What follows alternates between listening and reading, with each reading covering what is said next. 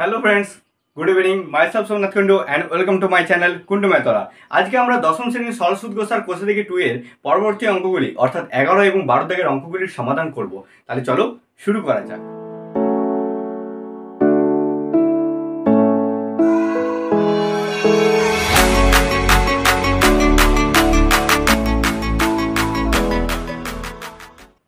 তাহলে বন্ধুরা দেখো, আমাদের 11 নম্বর অঙ্কটি কি বলছে। বার্ষিক 8% হার সরল সুদে গত বছরে 600 টাকার সুদ 168 টাকা হবে, হিসাব করে লিখি। তাই তো, তাহলে এই অঙ্কটি চলো কিভাবে করা যাচ্ছে আমরা দেখি। কি করব, প্রথমে আমরা সময়টা আমাদের বার করতে বলেছি কত বছরে, তাহলে আমরা এটা ধরে নেব।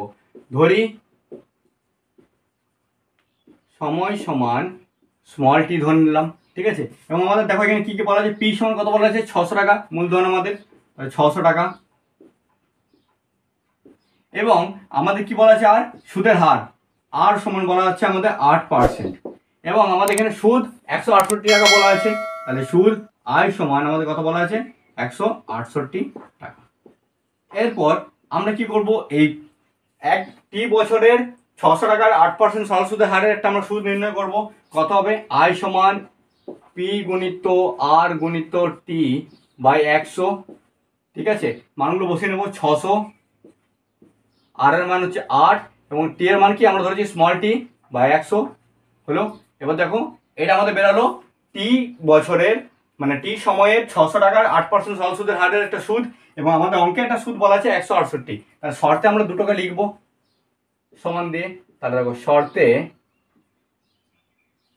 600 গুণিত 8 গুণিত টি বাই 100 সমান আমাদের কত হবে, এখানটাতে আছে 168, ঠিক আছে। 168 নিচে কিছু নেই মানে তো 1 আছে, বা এবার কোনাগুনি গুণ করবো, কত হচ্ছে 600 গুণিত 8 গুণিত স্মল টি সমান হচ্ছে কত, এটা আমাদের আসছে 168 গুণিত 100। তাহলে এইদিকে দেখো এগুলো হচ্ছে কি 600 এবং 8টা কি টি এর সঙ্গে গুণিত আছে, ওইদিকে গেলে ভাগ হয়ে যাবে, বা টি সমান 168 গুণিত 100 বাই 600 গুণিত 8। দেখো দুটো শূন্য কেটে গেল। এবার কাটাকুটি যাবে, দেখো 2 8 16, 2 4 8, 2 4 8 এখানে যাচ্ছে। আবার দেখো 4 1 4, 4 2 8, 4 1 4, ঠিক আছে। আবার 3 দিয়ে যাবে, 3 2 6, 3 7 21। তাহলে এটা কত বেরোলো, 7 2, বা এটা পূর্ণ ভাঙলে কত হচ্ছে 3 পূর্ণ 1 2, ঠিক আছে। এত বছর আমাদের হচ্ছে, লিখে দিলাম এখানে বছর, ঠিক আছে। তাহলে আশা করছি তোমরা এই অঙ্কটি বুঝতে পারলে। চলো 12 নম্বর অঙ্কে যাওয়া যাক। তাহলে দেখো বন্ধুরা, 12 নম্বর অঙ্কটি কি বলছে, যদি বার্ষিক 10% হার সরল সুদে 800 টাকা ব্যাংকে জমা দিয়ে সুদে আসলে 1200 টাকা ফেরত পায়, তবে ওই টাকা কত সময়ের জন্য ব্যাংকে জমা ছিল, হিসাব করে লিখি। অর্থাৎ এখানে কি আমাদের সময়টা বের করতে হবে। তাহলে ধরি, আবার আমরা ধরে নেব, ধরি সময় সমান স্মল টি আমরা ধরে নিলাম আবার। এরপর দেখো আমাদের এখানে কি বলা আছে, সুদে এত টাকার মানে মূলধন আমাদের কত বলা আছে, পি সমান 800 টাকা, ঠিক আছে। আর সমান আমাদের কত বলে দেওয়া আছে, 10%, এই যে আমাদের 10% বলে দেওয়া আছে। তারপরে কি বলা আছে, সুদে